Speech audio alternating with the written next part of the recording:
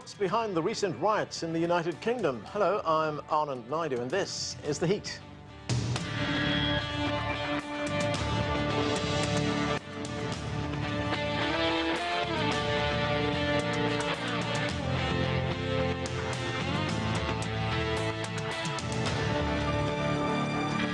Riots erupted in England and Belfast, Northern Ireland, in the wake of the July 29th murder of 3 young girls in the British town of Southport.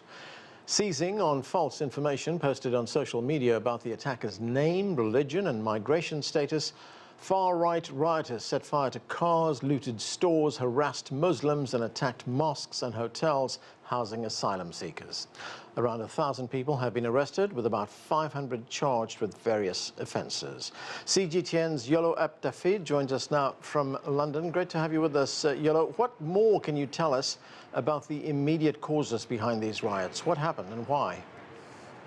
It does seem that it was that misinformation around the killing, the unbelievable killing of 3 young girls in Southport in a dance class, and the stabbing of other youngsters there as well, could well have triggered this because of the misinformation. And that disinformation being spread online quickly galvanized a lot of people the day after the killings to actually start a riot not far from when there was a vigil for the people who were killed, for the girls that were killed.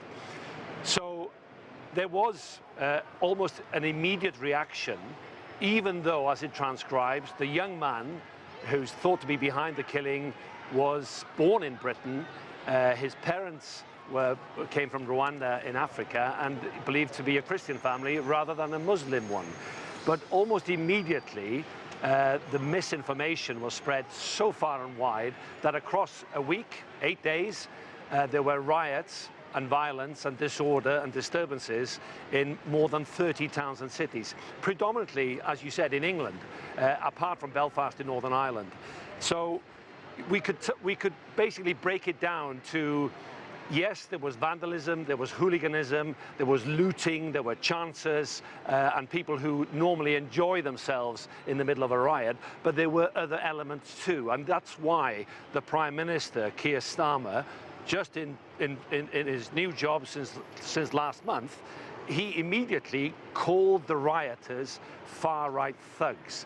But that element of far-right, of extremism, targeted towards Muslims, towards immigrants, immediately triggered responses right across the country. And I think in terms of a response to that, the police and the authorities, they have cracked down hard. That 975 arrests up until last night, 546 people have charged, and that is quick because we have a backlog in Britain of 70,000 cases which are yet to be heard in the Crown Courts, especially in England and Wales. So that shows how quickly the government swung into action because they wanted a deterrent, and that's why dozens of people so far have been jailed. But, you know, there are concerns here. Is it just about far-right extremism, or is there more to this? Even though, as one columnist said and wrote earlier this week, fury is the fuel of the far-right, and we certainly saw a lot of fury. Okay, thanks, Yolo. That's CGTN's Yolo Tahir reporting from London. Well, there is much to talk about. Let's get to our panel. Jonathan Liss is a journalist and political commentator. Tahir Abbas is a radicalization studies professor at Leiden University's Institute of Security and Global Affairs in The Hague. Also with us is H.A. Hellyer. He focuses on international security studies as a senior associate fellow with the Royal United Services Institute for Defence and Security Studies. And Paul Embery is a trade unionist, writer and broadcaster. Thanks, everyone, for being with us. Paul, let me start with you. You have been talking about what's been going on in England and in Belfast, and you say these riots were not a surprise. You say the seeds of this disorder was sown decades ago. Explain that to us. Why do you believe it was sown decades ago?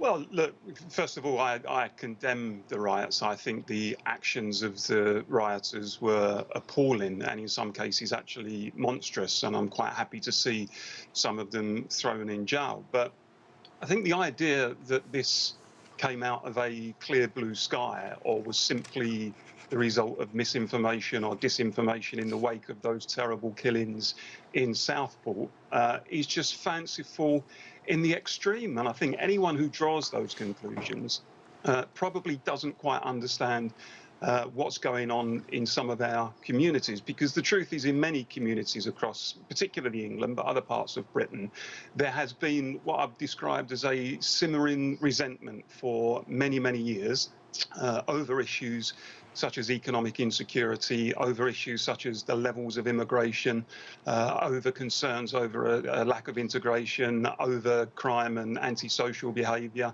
And I think that what's been going on is in many ways a reaction to that. And some people have taken it to the extremes and decided to wreak havoc on their streets. But behind those people are millions of law-abiding, decent people who are equally angry, who are not misled by disinformation, but are angry at what they see in their communities and the way that the country is being run, and they're resentful as well. And we need to consider those people too, and not just the rioters.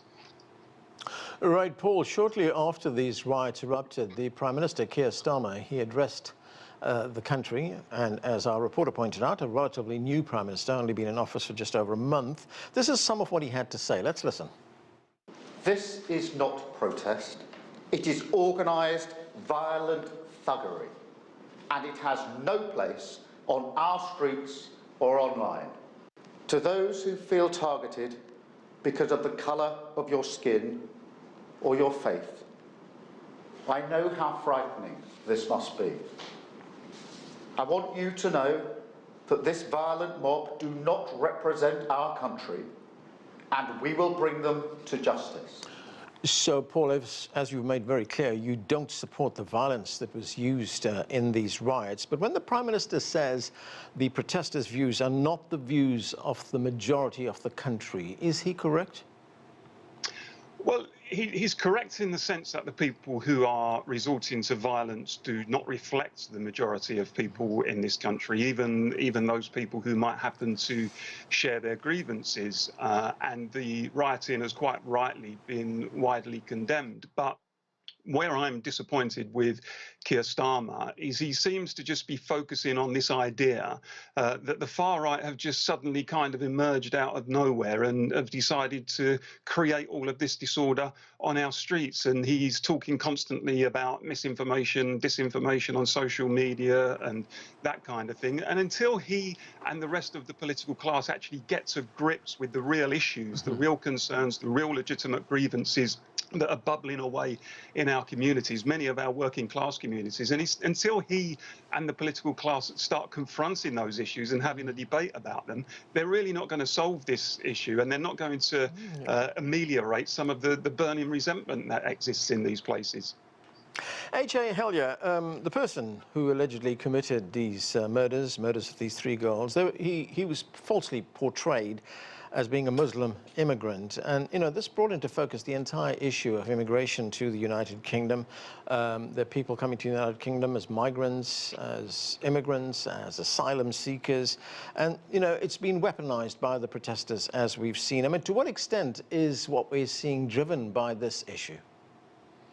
First, thank you for having me on your program. I have to say I'm quite astounded by some of the framing here, because the idea that we haven't been talking about these issues for decades, and this hasn't been weaponized for decades, and abused and misused for decades, and against the backdrop of some sort of silence on these issues, there's all this resentment that sort of, you know, has been bubbling under the surface. I find that extraordinary, because I feel like we haven't not only spoken about these issues multiple times, and frankly, in ways that are very unhelpful over the past few decades, but that we've actually outdone ourselves in spreading misinformation and disinformation. And I completely disagree that there wasn't a huge amount of disinformation spread around this sort of stuff. But more than that,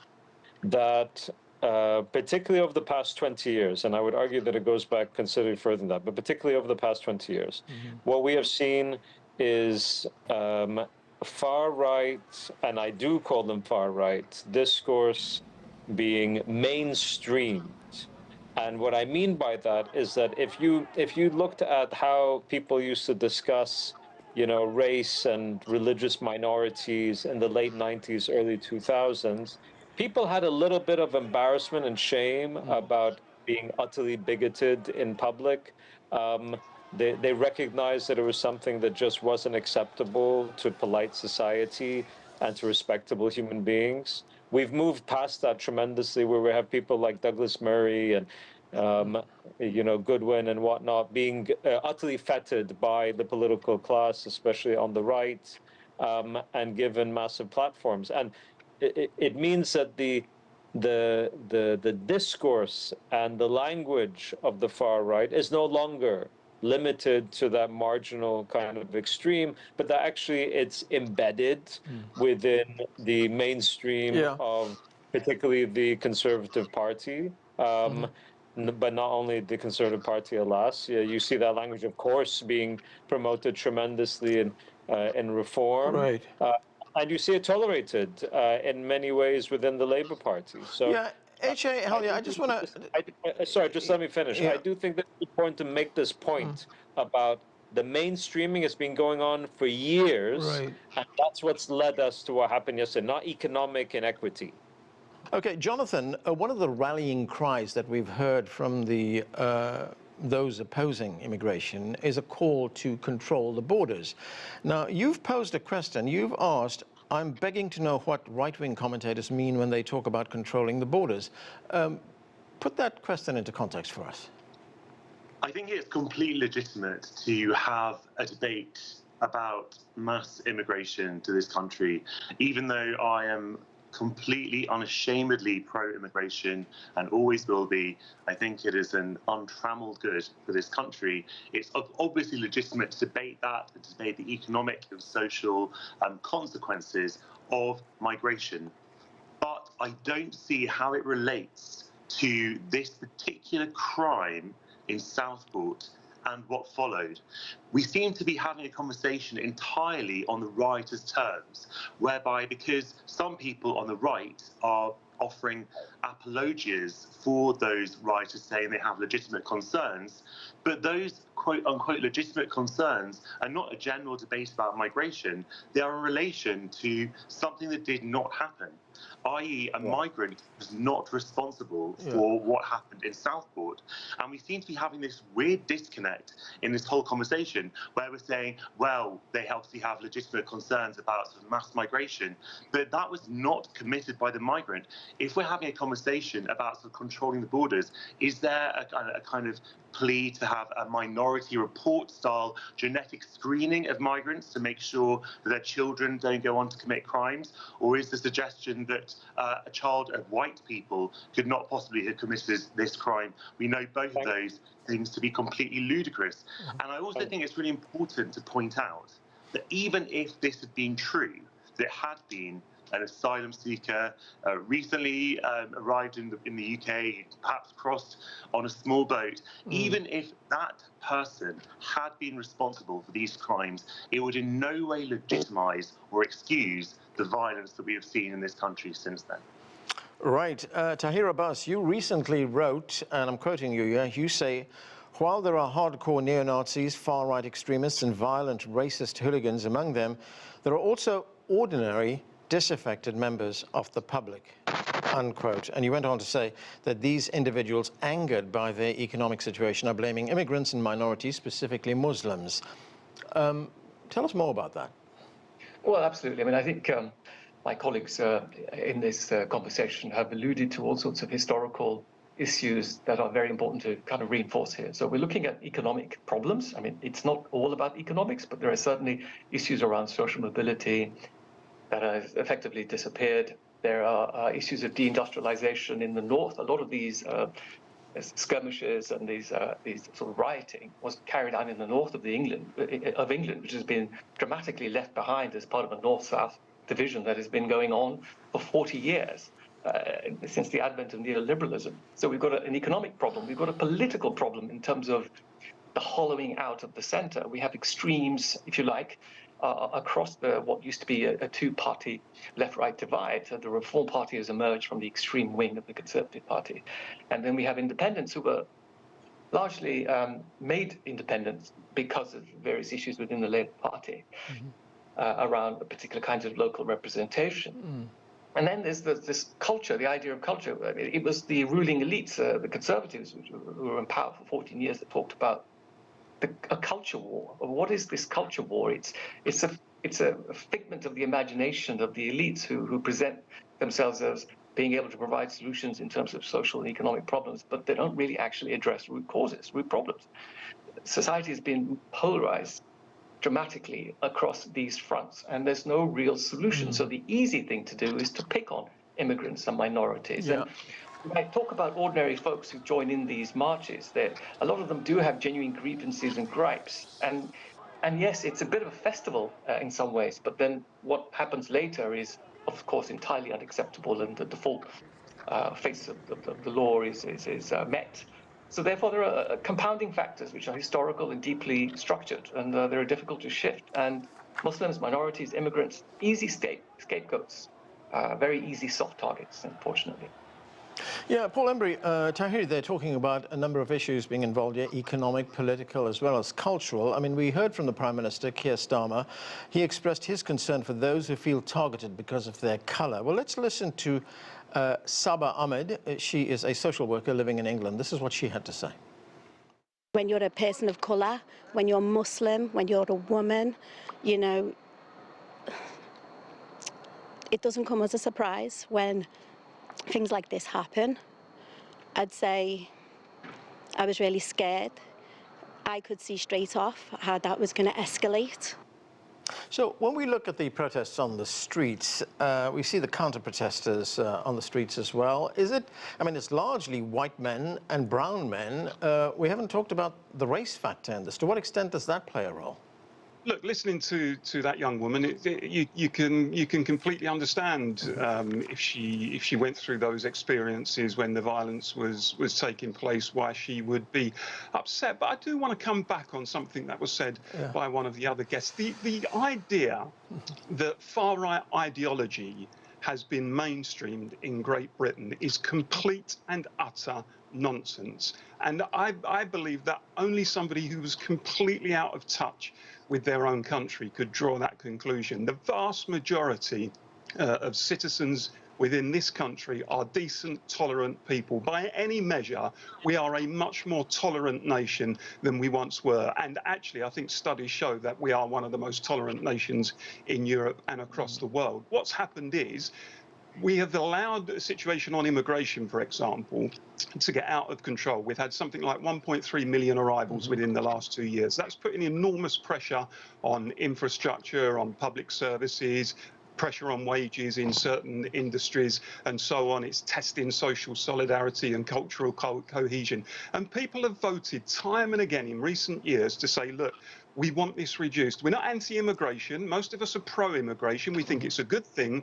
We just think the numbers are too high. They voted for that through Brexit. They've voted for it through various general elections. And the truth is this, the ballot box is a pressure relief valve. And if constantly governments say, yes, this is what we're going to do, we've heard your demands and we will reduce the numbers, and they never do it, and in fact the numbers get even bigger, then some people may conclude, well, do you know what? They're not listening to me through the ballot box. I'm going to have to take to the streets. And if people can't understand that, as some of these guests in this debate apparently can't, then I think it shows how... Okay, I want to go to one of those guests, H.A. Hellyer. What's your response to that? I mean, Paul, with all due respect, you're just legitimizing what happened over the last few days. No, I'm not. That's rubbish. That's okay, rubbish. so I didn't interrupt you. I don't accept that you interrupt me. Don't misrepresent I didn't interrupt you. You said a whole...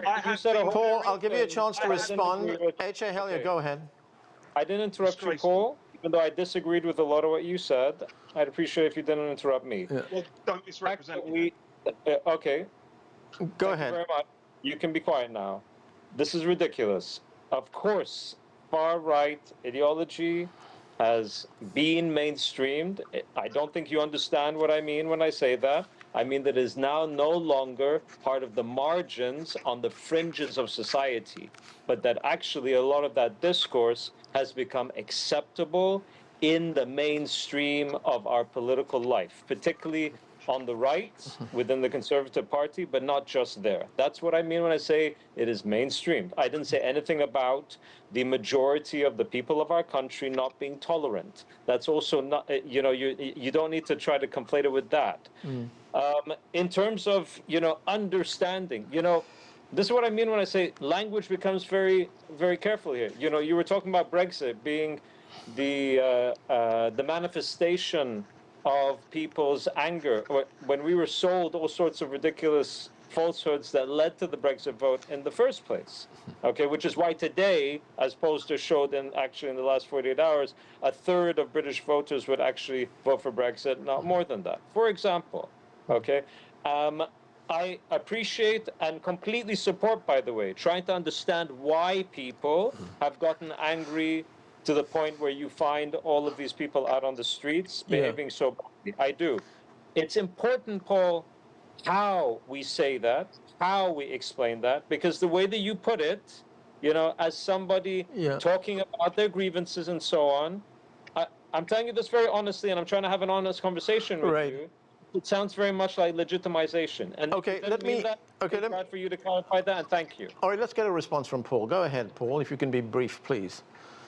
Well, I'll be brief. I don't think I could have been clearer in this discussion that I condemn the riots unreservedly, and I hope that the people responsible for them receive exemplary punishments. The simple point that I was making is if governments continually ignore what voters vote for at the ballot box, then inevitably some people may see that as a justification to lose faith in the democratic process and to say, we're going to have to take to the streets. Now, people can take to the streets, by the way, and protest peacefully. I'm completely in favour of that, and I understand why people might want to do that. But I come back to the point that the idea that Britain has mainstreamed far-right ideology, I think will not resonate with the vast majority of citizens out there. It might resonate with a few academics in their ivory towers in London. It doesn't resonate with most people out there. Right, Jonathan Liss. Well, let me go to Jonathan. Jonathan Liss, what is your view on that people may have lost faith in the electoral system?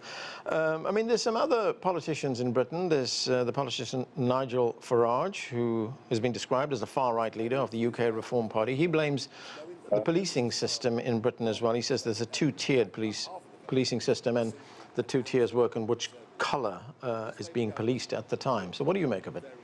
I mean, I can't believe that Nigel Farage is forcing me to defend the police. It's not something that I do very often.